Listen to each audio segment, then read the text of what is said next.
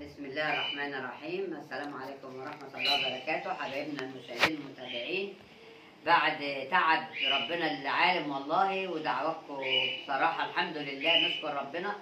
ابتدأت ان انا اتحسن شوية، واول يوم اطلع بعد شهر ونص اهو يا جماعة. وبشكركم جميعا على سؤالكم عليا، ما اتحرمش منكم. ربنا يكفيكم شر الامراض وشر اي حاجة وحشة.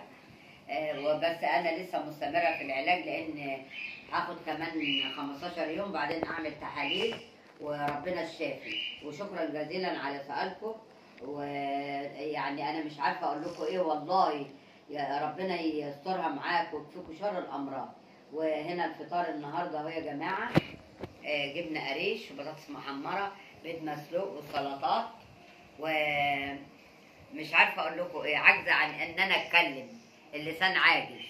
ربنا يكفيكم شر المرض. لا تنسوا الشير واللايك والدق على الجرس. لا تنسوا الشير واللايك والدق على الجرس. مع السلامه. باي باي باي باي باي باي.